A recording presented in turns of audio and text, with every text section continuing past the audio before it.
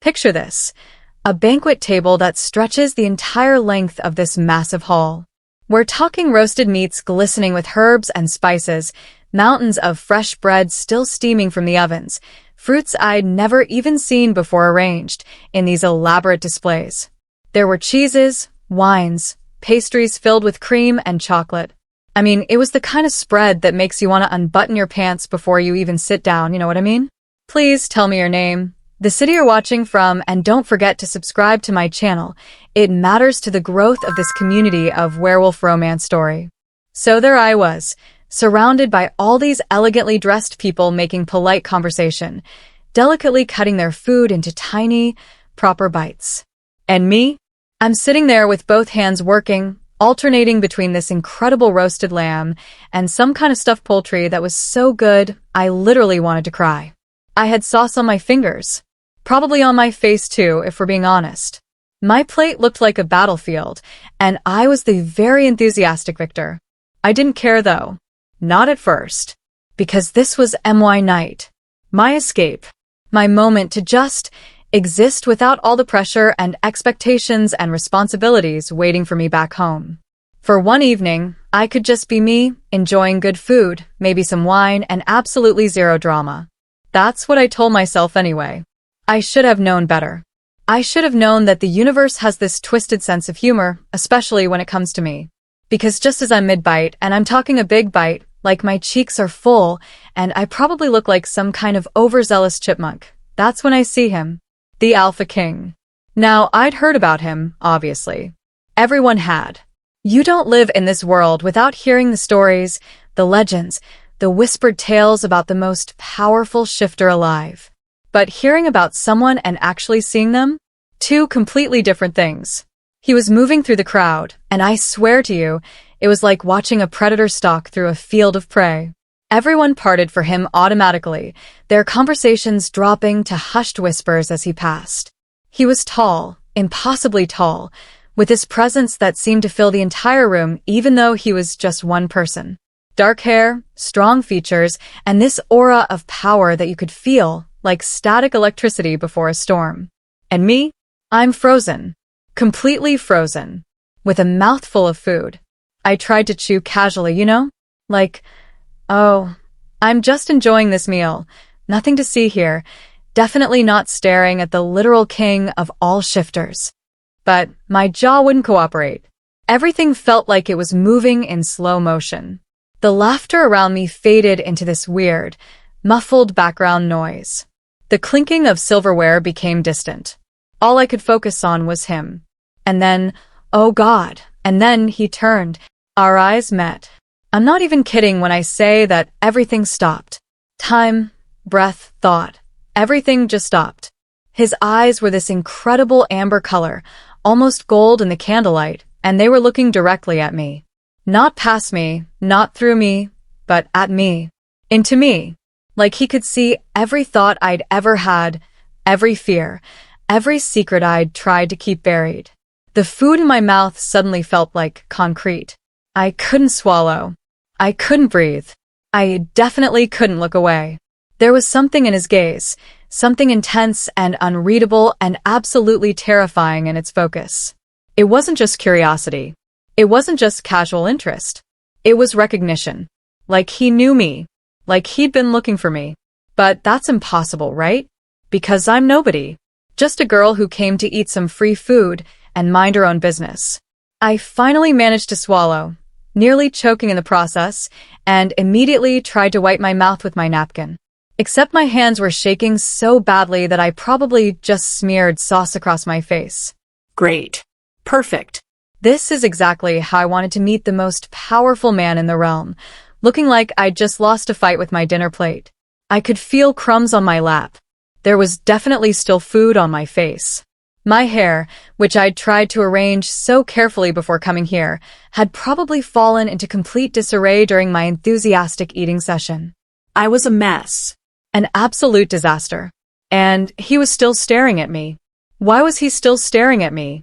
I tried to look away, I really did. I attempted to become very interested in my wine glass, in the people sitting next to me, in literally anything else. But my eyes kept betraying me, drifting back to him like he was some kind of magnetic north, and I was a compass with no other choice but to point in his direction. Then he started walking toward me. Oh no. Oh no, no, no, no, no. This couldn't be happening. The Alpha King was walking directly toward my table, his eyes never leaving mine, and I was sitting here with what was probably half of my dinner still decorating my face. This was a nightmare. This had to be a nightmare. Any second now, I was going to wake up in my own bed and laugh at this absurd dream where I made a complete fool of myself in front of royalty. But I didn't wake up. Because this wasn't a dream.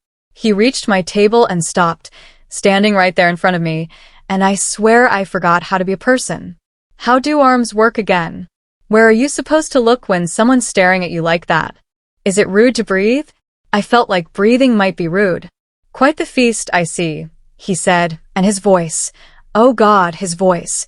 It was smooth and deep and had this hint of amusement in it that made me want to both melt into the floor and also defend my honor as an enthusiastic eater. I managed to croak out something about the food being delicious, gesturing weakly at my disaster of a plate like that somehow explained everything. Very eloquent, Lily. Really impressive. I wiped my mouth again, trying desperately to get rid of any remaining evidence of my feast, but I could feel a stray crumb still stuck to the corner of my lips. Of course. Because the universe wasn't done humiliating me yet. His gaze flickered down to my mouth, and I watched his expression shift, just slightly, barely noticeable, into something softer. But he didn't look away. He didn't make a joke at my expense or give me that look of amused condescension that powerful people usually have when encountering us mere mortals in compromising situations. He just looked at me, like I was someone worth looking at. I forced out a laugh, trying to break the tension that was currently strangling the air between us. I wasn't planning on making such an impression, honestly, I said, avoiding his eyes because looking directly at him felt like staring into the sun. Impressions don't always require perfection, Lily, he said, and wait. Wait. Did he just say my name? How did he know my name? I'd never met this man before in my life. I'd never even been in the same room as him before tonight. So, how did the Alpha King know who I was? Sometimes, he continued, stepping closer, they're about moments like this. Moments like this? What did that even mean? Moments where you're caught looking like you've been raised by wolves at a formal dinner? Moments where you're absolutely mortified and confused and can feel your heart trying to escape through your ribcage? The heat between us was insane. I know that sounds dramatic, but I don't know how else to describe it. It was like standing too close to a fire, except the fire was a person and that person was looking at you like you were the only thing in existence. This couldn't be happening. This didn't make sense. He was the Alpha King, ruler of the largest pack in the realm, commander of armies, the subject of 1,000 stories and legends. And I was just me. A nobody who came to a feast to eat her feelings and escape reality for a few hours. I wasn't supposed to feel this way. This overwhelming, inexplicable pull toward someone I didn't even know. This electricity crackling in the air between us, making it hard to think, hard to breathe, hard to remember why this was absolutely impossible. This can't be happening, I thought, even as every cell in my body screamed the opposite. He's the Alpha King. I'm not supposed to feel this. But I did feel it. And worse, I could tell he felt it too. He watched me for what felt like an eternity, but was probably only a few seconds. His expression was unreadable, intense, focused, but also holding something back. Like he wanted to say more but was restraining himself. Then he spoke, his voice soft but carrying this strange weight. I've been waiting for you, Lily. I'm sorry, what? My mouth literally fell open. What? Waiting for me? Why would you? But before I could finish stammering out my confusion, he turned and walked away, his figure disappearing back into the crowd as smoothly as he'd appeared.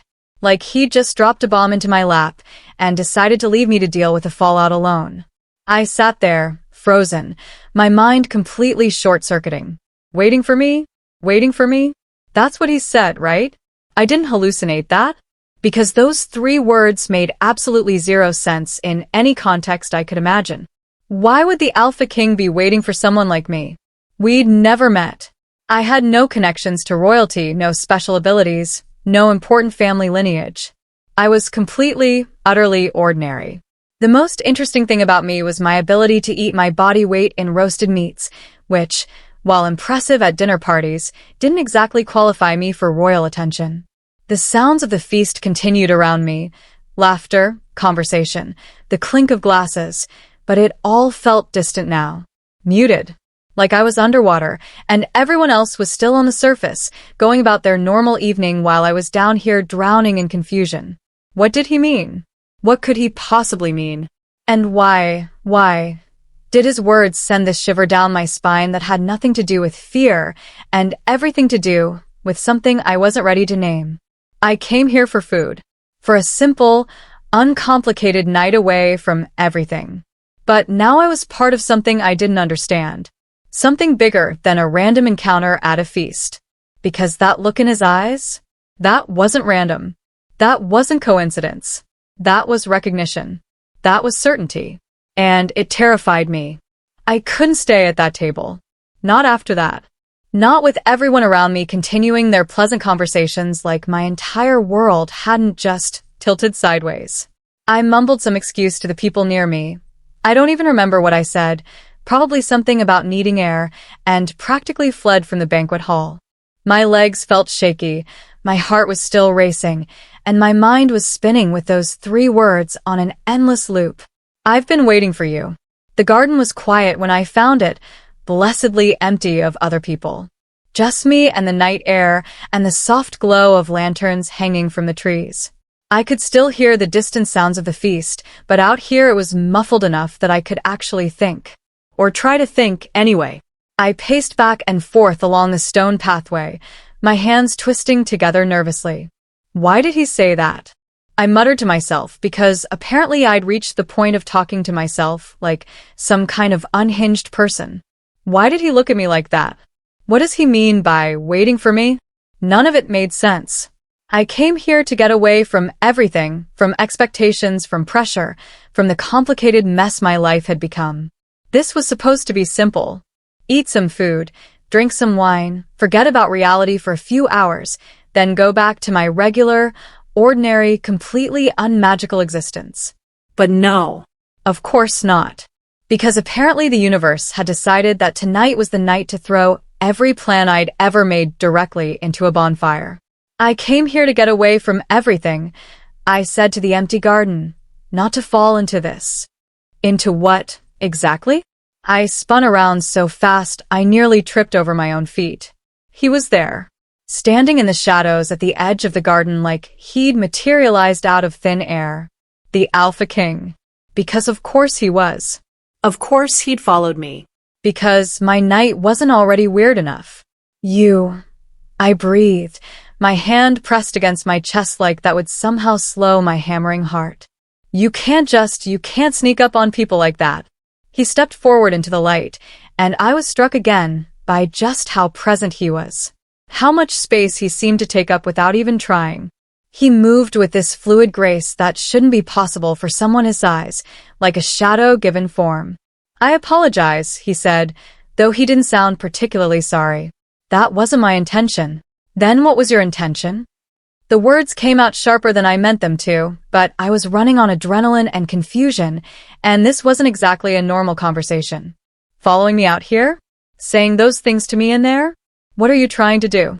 His expression remained calm, but there was something in his eyes, that same intensity from before, but now mixed with something else. Determination, maybe. Or resignation.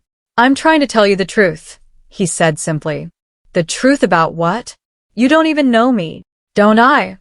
Those 2 words hung in the air between us, heavy with implication I didn't want to examine too closely. No, I said firmly, even though something inside me whispered otherwise. You don't. We've never met before tonight. I'm nobody. Just someone who showed up for a free meal and happened to be in the wrong place at the wrong time to catch your attention for reasons I absolutely cannot fathom. He moved closer, and I had to fight the urge to step back. Not because I was afraid, though maybe I should have been, but because that pull was there again. That magnetic, inexplicable draw that made me want to move toward him instead of away, and that was absolutely unacceptable. "You're not nobody, Lily," he said, his voice low and intense. "You're not wrong place, wrong time. You're exactly where you're supposed to be. Where you've always been supposed to be. Stop talking in riddles," I practically shouted, frustration bubbling over. "If you have something to say to me, just say it. Stop with the cryptic comments and the intense staring and the, 'You're my fated mate.'" The world stopped. I mean, it literally felt like the entire planet just stopped spinning. Like someone had reached up and grabbed hold of reality and said, "Nope, we're pausing this for a moment." "I'm your what?" "My fated mate," he repeated, and he said it so calmly, so matter-of-factly, like he was commenting on the weather and not completely destroying every assumption I'd ever made about my life. "And you've been running from it your whole life." I couldn't breathe, Couldn't think. couldn't process what he was saying because it was impossible. Fated mates they were stories. Legends. The kind of thing that happened to other people in fairy tales and romance novels, not to girls like me who just wanted to eat some good food and live a quiet life. "No," I said, shaking my head. "No, that's not possible. That's not real. This can't be real." "Can it?" He took another step closer, and now I did step back, my spine hitting the garden wall behind me. "You felt it in there. When our eyes met. You felt the connection, the recognition. Don't tell me you didn't."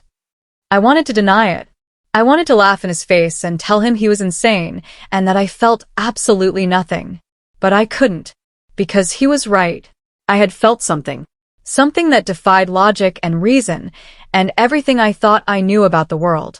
Something that terrified me precisely because it felt so right when it should have felt impossible. "I don't." My voice came out as barely a whisper. "I don't want to believe it. I can't. This isn't my life. This isn't supposed to happen to me." "I know," he said, and there was surprising gentleness in his tone. "I know this isn't what you expected. It wasn't what I expected either, if I'm being honest. But that doesn't make it any less true. You're the Alpha King," I said desperately, grasping for any reason this couldn't be real. You're you. And I'm nobody. I'm nothing special. There's no way, no possible way, that I could be your—" I couldn't even say the words. They felt too big, too overwhelming, too permanent. "You're everything," he said quietly, and the conviction in his voice made my knees weak. "You're my mate, Lily. My equal. My other half. And there's a war coming. A war we both need to fight." Wait. "What? A war?" I echoed, because apparently we were just going to keep piling impossible things on top of each other until my brain completely gave up. "What are you talking about? I don't know you. I didn't come here to get involved in some fight. I came here for food." Under any other circumstances, that statement would have been hilarious. Here I was talking to the Alpha King about destiny and fate and war, and I was hung up on the food. But it was true. That's all I came here for. His expression darkened slightly, a shadow passing over his features. "It's not just about you and me anymore. There are forces at work, enemies gathering strength, alliances shifting. The peace we've maintained is fragile, and it's about to shatter. And whether you accept our bond or not, you're already part of this." "That's insane," I said, my voice rising with panic. "You're insane. I'm not part of anything. I'm just a regular person who wanted one normal night, and instead I get this." I gestured wildly between us. "Whatever this is." "This," he said, his voice dropping to something almost dangerous, "is destiny. This is fate. This is the bond that connects us whether we chose it or not. And I need you to understand something, Lily." He moved closer still, so close now that I could feel the heat radiating from him, could see the flecks of gold in those amber eyes. "It's not just about love," he said, and each word felt like it was being carved into stone. "This is about survival. For both of us. For everyone." I pressed myself harder against the wall, my mind racing. This couldn't be happening. This wasn't my life.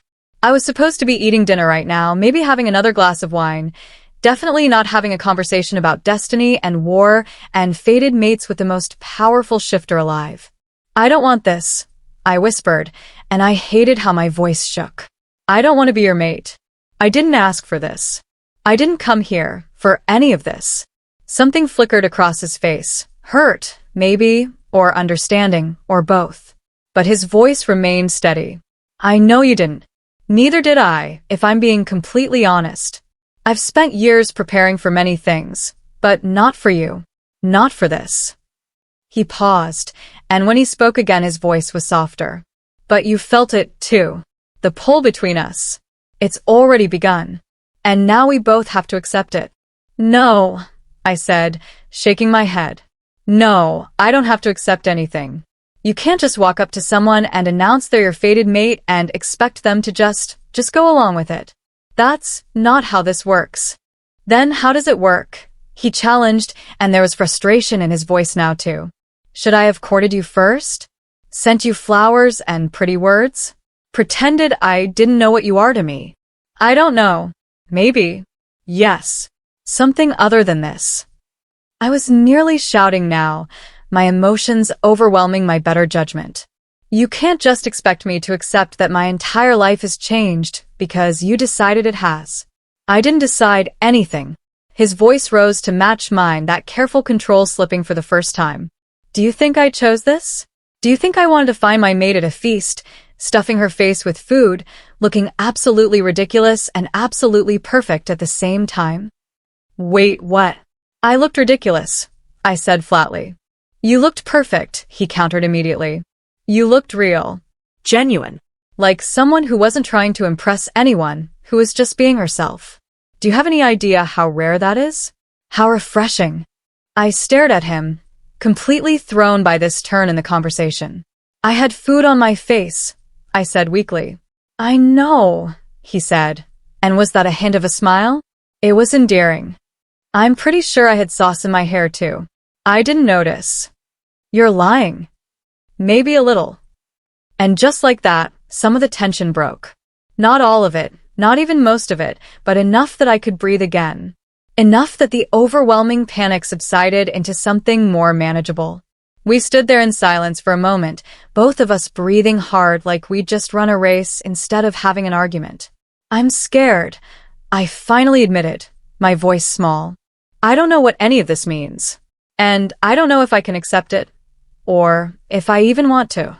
His expression softened completely then, that hard edge melting away to reveal something gentler underneath. I know you're scared, he said quietly. I'd be concerned if you weren't. This is overwhelming. It's huge. It's life-changing in ways I can't even begin to explain. He paused. But I'm not asking you to accept everything right now. I'm not asking you to love me or trust me or make any grand declarations. Then what are you asking? Just don't run from this. Don't run from me. Not yet. Give it time. Give us time. Let me prove to you that this bond between us is real, that it's worth fighting for. And if I can't, I asked, what if I try and I just can't do this? Then I'll let you go, he said, and I could hear the pain in those words even as he said them. I won't force you into this bond. I won't make you stay if you truly want to leave. But I'm asking you, begging you if I have to at least try. I looked at him, really looked at him for the first time since this whole insane conversation started. At the way he was standing there, this powerful, commanding presence, looking at me like I held his entire world in my hands. At the vulnerability in his eyes that he was letting me see, the crack in that armor of authority and control. There's a war coming, I said slowly. You said there's a war coming. Yes. And somehow I'm involved in it. Yes. Because I'm your fated mate. He nodded. I took a deep breath, trying to process everything. Trying to figure out what I was supposed to do with all of this information that had just been dumped on me like a bucket of ice water. I need time, I finally said. I need to think. About this. All of this. I can't just make a decision right here, right now, with you staring at me like that. Like what? Like I'm something precious you're afraid of losing. You are, he said simply. And I am. God, why did he have to say things like that? Why did he have to look at me like that? This would be so much easier if he was a jerk, if he'd been demanding and arrogant, and treated this whole thing like I didn't have a choice. But he wasn't. He was giving me a choice. He was asking, not demanding. He was vulnerable and honest, and it was making it so much harder to think clearly. I don't have to decide tonight? I asked. No. I can go back to my room and sleep and wake up tomorrow and still have time to figure this out? Yes. And you won't push me? Or force me? Never, he said with such conviction that I almost believed him. Almost. Okay, I said, though nothing about this felt okay. Okay. I'll think about it. About all of this. But I'm not making any promises. I'm not asking for promises, he said. Just possibility. Possibility.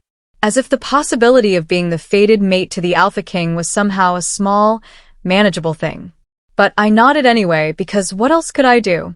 He stepped back then, giving me space, and I felt the absence of his presence like a physical thing. That pull was still there, that connection, but with distance between us it was easier to think, easier to breathe. I should go, I said, even though part of me, a part one wasn't ready to acknowledge, didn't want to leave. I know, he said. But Lily, I paused, looking back at him. This isn't over. Our story, it's just beginning. And as I walked away, heading back toward the castle with my mind spinning and my heart racing, I couldn't help but think he was right. This was just the beginning. And I had no idea how it was going to end. Sleep didn't come easy that night. I lay in my bed, this ridiculously comfortable bed in this ridiculously nice room that I definitely didn't deserve, staring at the ceiling and replaying everything that had happened. Over and over again, like my brain was stuck in some kind of loop it couldn't escape. The feast, the eye contact, the food on my face, his words, the garden, the revelation. Fated mate. Me. A fated mate. To the Alpha King. It sounded insane even thinking it. Like something out of a story, not something that happened to real people. Especially not people like me. I rolled over, punching my pillow like that would somehow make it more comfortable, like physical violence against bedding would help me sleep. Spoiler alert. It didn't. You're my fated mate. His voice kept echoing in my head, calm and certain, and absolutely sure of something I couldn't begin to wrap my mind around. And the worst part, the absolute worst part, was that some part of me, some small, traitorous part of me believed him. Because I had felt it. That connection, that pull, that inexplicable recognition when our eyes met across that banquet hall. It wasn't my imagination. It wasn't just attraction or curiosity or being starstruck by royalty. It was something deeper, something primal, something that bypassed all logic and reason and went straight to some instinctual place inside me that knew. I hated it. I hated that I couldn't dismiss it as nonsense. I hated that I couldn't laugh it off and go back to my normal life. I hated that everything had changed in the span of one evening, one conversation, one look from a man I didn't even know. But most of all, I hated that despite all my fear and confusion and resistance, part of me wanted it to be true. The sky was just starting to lighten when I finally gave up on sleep. I dragged myself out of bed, splashed cold water on my face, and tried to make myself look like someone who had their life together. Failed spectacularly, but at least I tried. I needed to think. I needed space. I needed to figure out what the hell I was going to do about all of this. So I found myself back in the garden where it had all happened. Where he'd told me I was his mate. Where my world had tilted sideways and refused to right itself. The morning air was cool and fresh, carrying the scent of flowers and dew-wet grass. Birds were starting to sing, greeting the dawn with their cheerful chirping. Everything felt new and peaceful and completely at odds with the chaos in my head. I sat on a stone bench, pulling my knees up to my chest, and tried to organize my thoughts into something coherent. Facts. I came to a feast. I met the Alpha King. He claims I'm his fated mate. He says there's a war coming. He's asking me to stay, to give this bond a chance. Feelings, terror, confusion, disbelief. And underneath it all, buried deep, but impossible to ignore, something that felt dangerously close to hope. Questions. Was he telling the truth? Was this bond real? Could I trust him? Could I trust myself? What was this war he mentioned? What did it have to do with me? What happened if I said yes? What happened if I said no? God, the questions just kept multiplying. For every answer I tried to find, 3 more questions popped up in its place. I thought I might find you here. I didn't jump this time. Maybe I was getting used to him appearing out of nowhere. Or maybe some part of me had been expecting it. I looked up to find him standing a few feet away, backlit by the rising sun, and damn it, why did he have to look like that? Like something out of a painting, all strong lines and quiet power, and those eyes that seemed to see straight through me. Couldn't sleep, I said, because stating the obvious seemed safer than addressing any of the complicated feelings swirling around in my chest. Neither could I, he admitted, moving closer. May I sit? I nodded, scooting over on the bench to make room. He sat down beside me, close enough that I could feel the warmth of him, but not so close that we were touching. Somehow that felt significant. We sat in silence for a while, watching the sun rise higher, painting the sky in shades of pink and gold. It was beautiful, peaceful, almost normal if you ignored the fact that I was sitting here with the Alpha King discussing my potential role as his fated mate. I've been thinking, I finally said. So have I. About what you said. About us. About this bond. He nodded, waiting for me to continue. I need you to understand something, I said, choosing my words carefully. I'm not someone special. I'm not powerful or important or particularly brave. I'm just me, a regular person who likes food and quiet evenings and not being the center of attention. I know, he said softly. So I don't understand why. Why me? Out of everyone in the world, why would fate choose me for this? It doesn't make sense. He was quiet for a moment, and when he spoke his voice carried a weight I hadn't heard before. I've asked myself the same question, he admitted. Why you? Why now? Why, when I've spent years convinced I'd never find my mate, preparing myself for a life alone, building walls to protect myself from that hope, why would fate bring you to me now? I turned to look at him, surprised by the honesty in his words. And, did you find an answer? No, he said with a slight smile. But I found something better. I found acceptance. Because whether I understand it or not, whether it makes sense or not, you're here. This bond is real.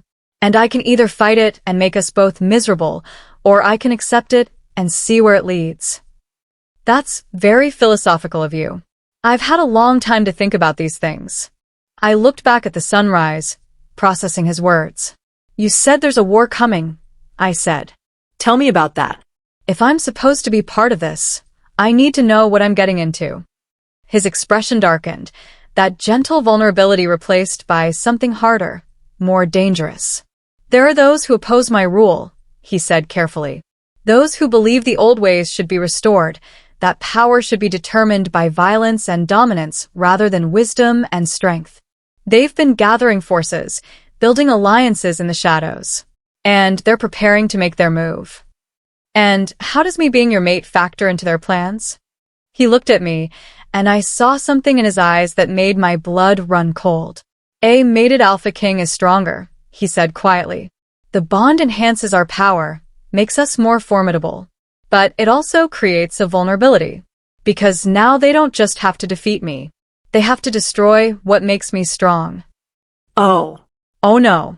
They'd come after me, I said, the realization hitting like a punch to the gut. Yes. To get to you. Yes. So by accepting this bond, by being your mate, I'd be painting a target on my back. Yes. His voice was rough now, filled with regret. Which is why I'll understand if you walk away. If you choose to reject this bond and return to your normal life. It would be safer. Smarter, probably. I wouldn't blame you. I stared at him, at the way he was sitting there telling me all the reasons I should run away, even though I could see in his eyes how much it cost him to say those words. You'd let me go, I said. Even though you believe I'm your mate. Even though this bond is supposedly this powerful, important thing. You just let me walk away. I told you last night, he said. I won't force you into this. Your choice, your freedom, your safety, they matter more to me than my own happiness. If you want to leave, I'll ensure you're protected and returned home safely. No questions asked. This man, this impossible, infuriating, honorable man. You're making this very difficult, I said. Making what difficult? Saying no. I turned to face him fully.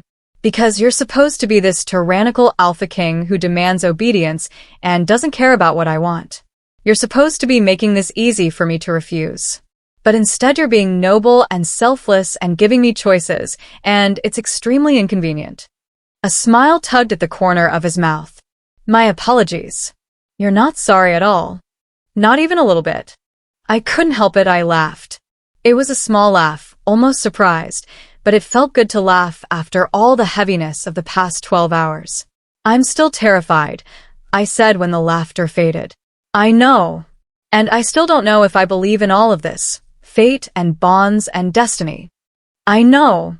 And I'm probably going to make this incredibly complicated and difficult. I wouldn't expect anything less. I took a deep breath, looking at him, really looking at him.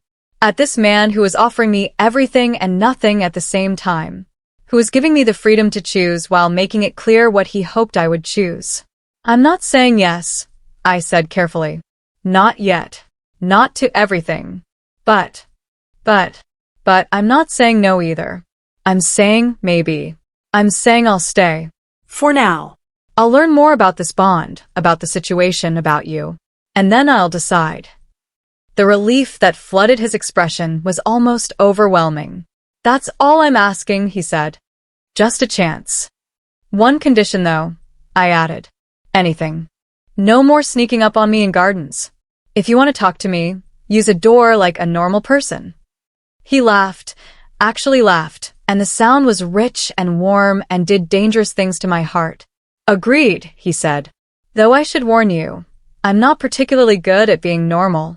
Yeah, I said, looking at him with a smile I couldn't quite suppress. I'm starting to figure that out. We sat there as the sun continued to rise, neither of us speaking, both of us lost in our own thoughts. But somehow the silence felt comfortable now, less weighted with tension and more filled with possibility. I had no idea what I was doing.